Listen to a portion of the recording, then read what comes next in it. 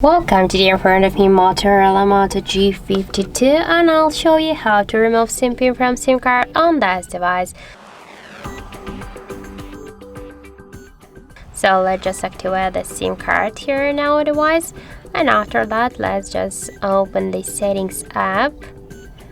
Okay, and after that just scroll down to the security section, then scroll a little bit more down and you'll see here the SIM card log.